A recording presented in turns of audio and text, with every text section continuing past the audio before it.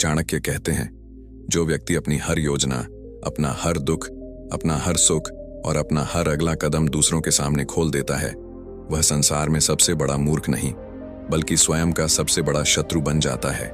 क्योंकि संसार समझने के लिए नहीं बल्कि परखने, तोड़ने और रोकने के लिए बैठा है। और आज मैं तुम्हें वही 7 रहस्य बताने वाला हूं जिन्हें अगर तुमने गुप्त रख लिया तो दुनिया की कोई भी शक्ति तुम्हें रोक नहीं पाएगी। मनुष्य का जीवन जितना सरल दिखाई देता है उतना है नहीं। हम रोज दुनिया में घूमते हैं, लोगों से मिलते हैं, काम करते हैं, सपने देखते हैं, संघर्ष करते हैं, हंसते हैं, रोते हैं, लेकिन भीतर ही भीतर हम सब कुछ और ही जी रहे होते हैं।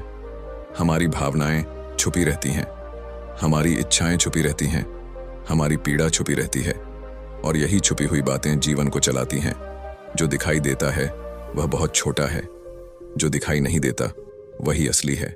इसीलिए सदियों से संतों ने कहा है कि जीवन को बाहरी नजर से नहीं भीतर से समझो।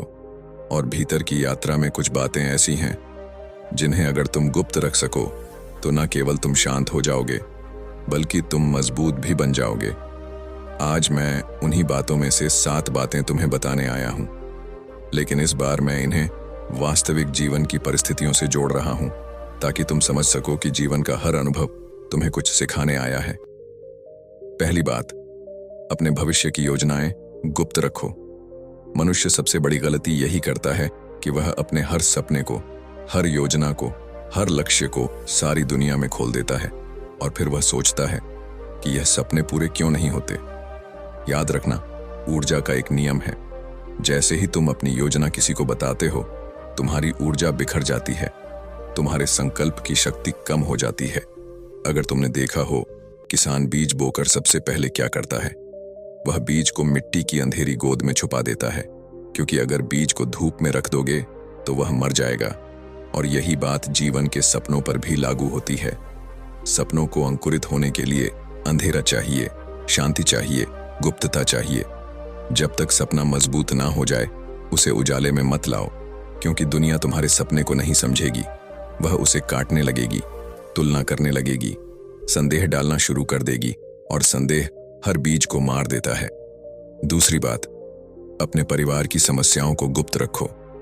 हर परिवार में दर्द होता है, झगड़े होते हैं, तनाव होते हैं, लेकिन दुनिया तुम्हारे दर्द को समझने नहीं आएगी, बल्कि दुनिया तुम्हारे दर्द को सुनकर अपनी कहानियां बनाएगी और तुम्हारे घर की समस्याएं दुनिया की गपशप बन जाएंगी।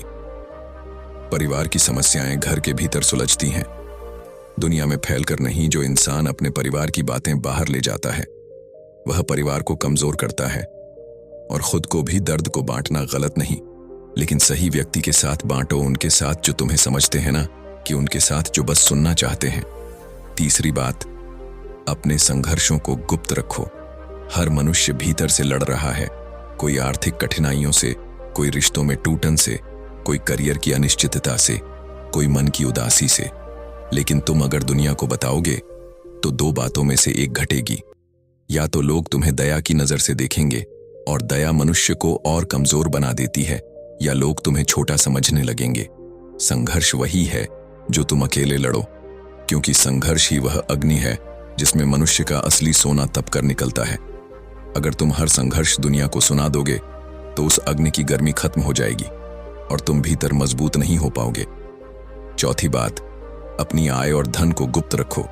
धन एक बड़ी शक्ति है, लेकिन यह शक्ति उतनी ही खतरनाक भी है जितनी सुंदर। अगर तुम अपनी कमाई, अपनी संपत्ति, अपनी आर्थिक स्थिति हर किसी को बता दोगे तो तुम अनजाने में अपने लिए ईर्ष्या, द्वेष और नकारात्मकता पैदा कर दोगे। दुनिया धन से मोहित है, पर साथ ही धन से जली भी हुई है। लोगों की तुलना, लोगों की जलन, लोगों का स्वार्थ, सब सबसे पहले धन के कारण ही उठता है। जो व्यक्ति अपने धन को गुप्त रखता है वही शांत रहता है, वही सुरक्षित रहता है, वही स्वतंत्र रहता है। 5वीं बात, अपने प्रेम संबंधों को गुप्त रखो। प्रेम दुनिया की सबसे पवित्र ऊर्जा है, लेकिन जैसे ही तुम इसे दुनिया को दिखाने लगते हो वह खो जाती है, क्योंकि लोग इसे समझते नहीं। लोग इसे तोलते हैं, जज करते हैं, मतलब निकालते हैं। जब 2 आत्माएं प्रेम में होती हैं तो वह नृत्य केवल वे दोनों ही समझ सकती है, दुनिया नहीं। और जब तुम उस नृत्य को दुनिया को दिखाने लगते हो तो दुनिया उस नृत्य को तोड़ने लगती है। प्रेम मौन है। प्रेम छिपा हुआ फूल है जिसे सिर्फ दो लोग ही देख सकते हैं, बाकी दुनिया केवल उसका रंग बिखेर देती है। छठवीं बात, अपनी आध्यात्मिक प्रगति को गुप्त रखो। जब मनुष्य ध्यान करता है, जागता है, भीतर से हल्का होता है, जीवन को बदलता है, तो उसकी सबसे बड़ी भूल यही होती है कि वह इस प्रगति को, इस अनुभव को, इस जागृति को फौरन दूसरों को बताने लगता है। इससे क्या होता है?